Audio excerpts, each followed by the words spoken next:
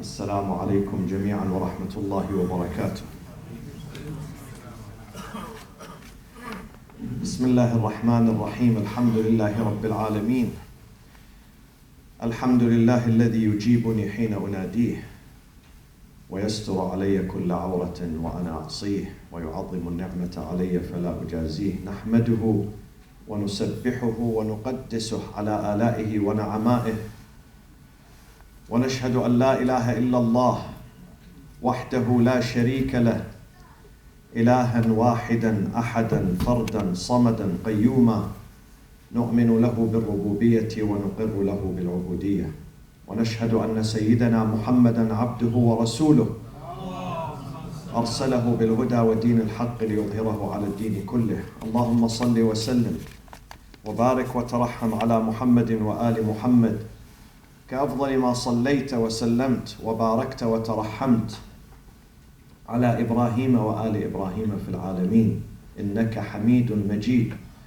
وصل اللهم وسلم على جميع الأنبياء والمرسلين والأوصياء والصديقين وعترة نبيك الطيبين الطاهرين وأصحابه المنتجبين ومن تبعهم بإحسان وإيمان إلى يوم الدين. عباد الله، أوصيكم وأوصي نفسي المذنبة المقصرة بتقوى الله ولزوم أمره. قال الله تبارك وتعالى في كتابه الكريم: بسم الله الرحمن الرحيم. إن الذين لا يرجون لقاءنا ورضوا بالحياة الدنيا واطمأنوا بها والذين هم عن آياتنا غافلون. صدق الله العلي العظيم.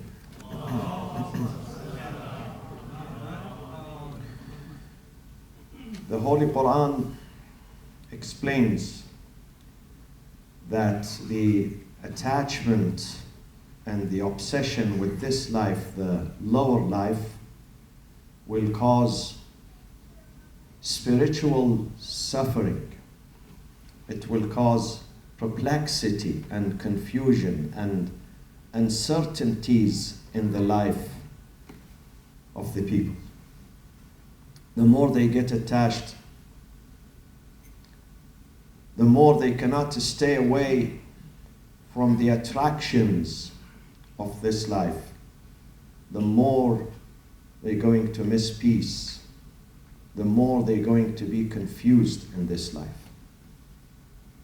And this is why we see many of our the young generation, many of our youth are not being able to stay focused on their life. They suffer from uncertainties, confusion in their life. Many of them do not know what to do with their life. Many of them cannot even make a simple decision about their life. Though many of them are very educated, well off. They are not suffering from starvation. They don't miss food or shelter or health care, but still they cannot make decisions in their life. The reason is because of this attachment to al-hayat al-dunya. إن الذين لا يرجون لقاءنا ورضوا بالحياة الدنيا واطمأنوا بها. And the main reason for this confusion that especially the young generation have today is that because they do not have a solid religious and moral foundation and background. They don't have strong spiritual connection. The spiritual connection is either missing or very weak. And that is the main cause of this confusion in their life. And this disturbance, spiritual disturbance that they have. We live today in a world that is mostly dominated by materialism, by maddiyat. People open their eyes in the morning, first thing comes to their mind is how to make money today, more money. Even those who have money, They want to make more money. This is what dominates our life today. People who live, and I'm not speaking about people only in America. Sometimes people in the East are worse than those who live in America. When it comes to materialism, the obsession of those who live in some Islamic societies, Eastern societies, traditional societies, is more than those who live in the Western societies. So people everywhere are suffering from maddiyat. And maddiyat, my friends, would not bring stability or peace of mind. It would never bring. The only thing that strengthens you and your heart is when you are connected to the ma'nawiyat, spiritualities. When you are connected to the source, the main source of energy, the main source of power, the main source of optimism, the main source of hope in this life. And that is God, Allah subhanahu wa ta'ala. And this is why throughout the Quran, God reminds us, أَلَا بِذِكْرِ اللَّهِ تَطْمَئِنُّ الْقُلُوبِ. Oh people, do not get carried away. And you think that if you have a big bank account, your bank account is full, then you are at peace. This is not the case. Many people, their bank accounts is overflowing, but yet they still miss peace and stability. Yet they still live in uncertainty and confusion. It is only with the remembrance of the real source of wealth, which is not Bank of America or Wells Fargo. The real source of wealth is Allah subhanahu wa ta'ala. أَلَا بِذِكْرِ اللَّهِ تَطْمَئِنُّ الْقُلُوبِ. Therefore, my friends, our children today, they need us. Your children at home, the young ones, they need their parents. They need their parents' support. They need their parents' encouragement. They need their parents to be next to them. Be a refuge to your son and your daughter. Be a refuge to them. So they come to you when they need you. They don't go somewhere else. Do not be a threat. Be a refuge, a safe haven.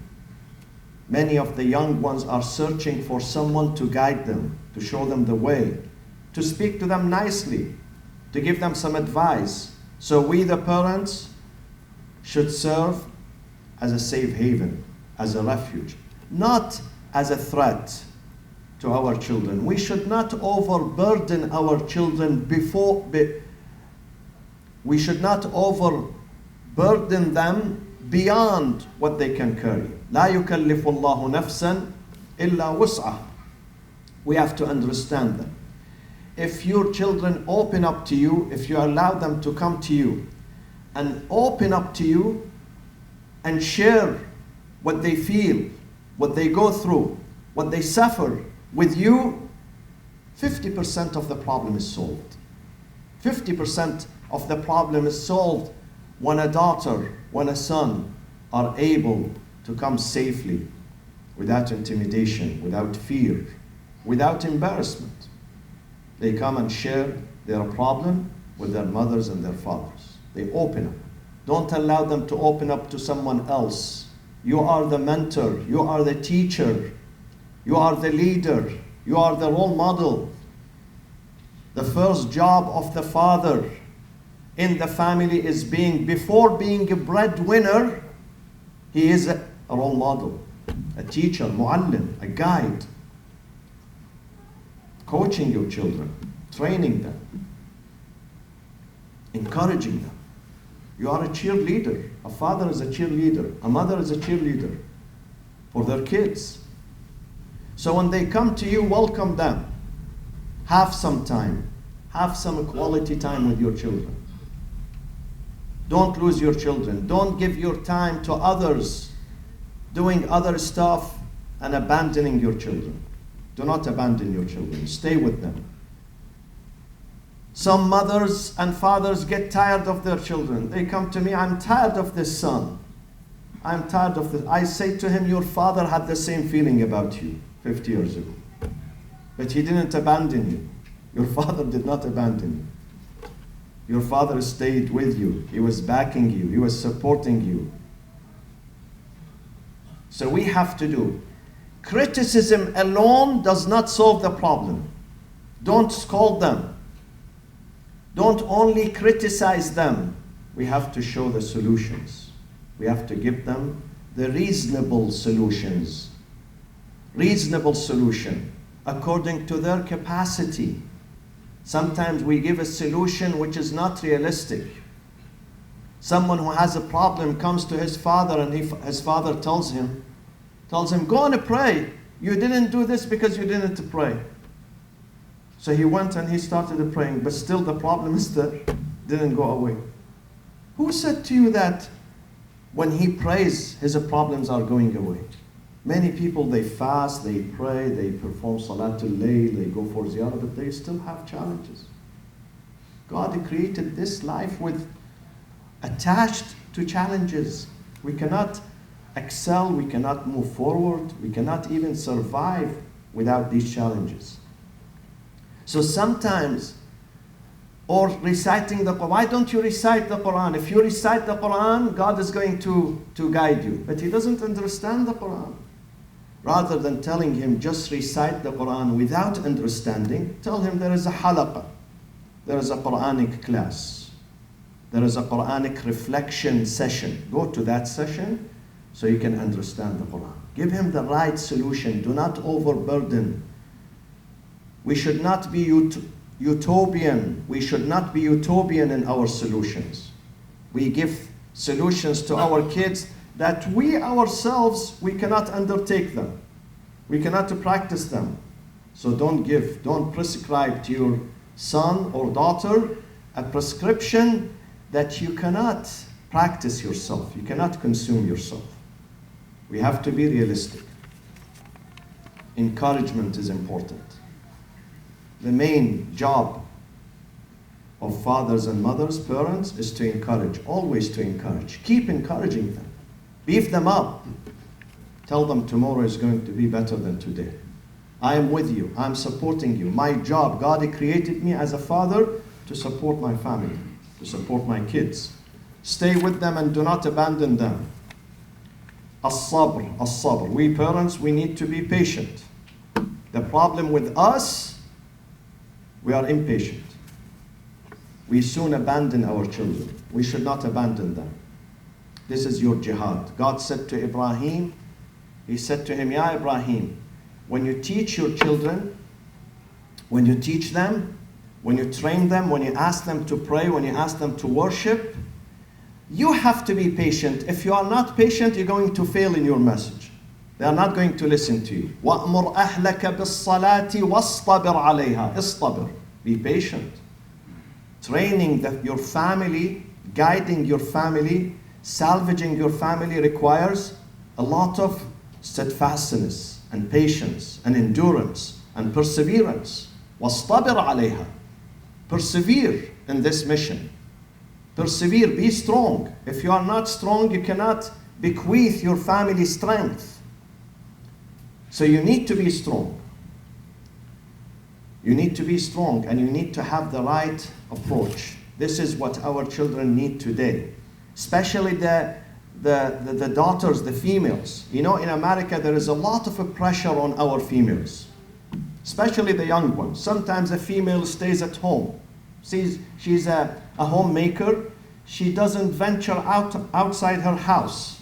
She doesn't have that big problem. But when someone goes to school, to the college, to the university, she has American friends. She has friends from all different specters of life. And she's a hijabi. She has to, hold fast to her religion. Then the pressure on her is a lot. Enormous pressure. Enormous pressure. We have to understand that. So we, the parents, should not add to that pressure. We should relieve them from that stress and that pressure. We should stand with them. We should understand them. We should understand them.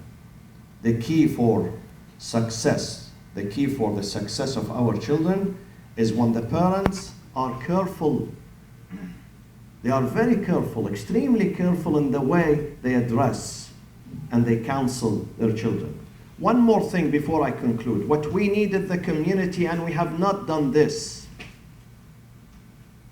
we need professional counseling. My friends, we cannot just tell our kids who have depression, anxiety, fear, confusion, whatever, just go and pray. Prayers is good, but the prayers is generic solution, generic. We need a specific solution, specific medicine to be given to them, specific. And this is specific solution, one of the ways of these specific solutions is family counseling, youth counseling, professional counseling. We don't have an office in our community. We don't have an office. Because we take care of the wiladat and the wafat and giving food, spending thousands of dollars on food, more than what we care about professional counseling. Whereas the masjid, the Islamic center, requires a professional counseling. People don't need food here in this country. They don't need food. They have food at home. The money that we collect should be spent on professional counseling. We need a special professional counselor. An imam is not a professional counselor. An imam is an imam, trained to be imam. He didn't have a degree in psychology or psychotherapy. We need someone who's a Muslim, a good believer in God, and also professional in this field. Because I see what we go through in our families, in our community. We need professional counseling. We have to put our hands together. Those of you who are really concerned, come and talk to me. We need to establish such an office that to provide this service for the families, especially for the young generation. Especially for the young generation. We need to address this issue professionally, not just dua. Dua, God says, I'm there to listen, but I want you to do something about your life here. Show me what steps you are taking. Once we take these steps, God is there to support us. Bismillah ar-Rahman ar-Rahim. وَالْعَصْرِ إِنَّ الْإِنسَانَ لَفِي خُسْرٍ إِلَّا الَّذِينَ آمَنُوا وَعَمِلُوا الصَّالِحَاتِ وتواصوا بالحق وتواصوا بالصبر وصلى الله وسلم على سيدنا محمد وأهل بيته الطيبين الطاهرين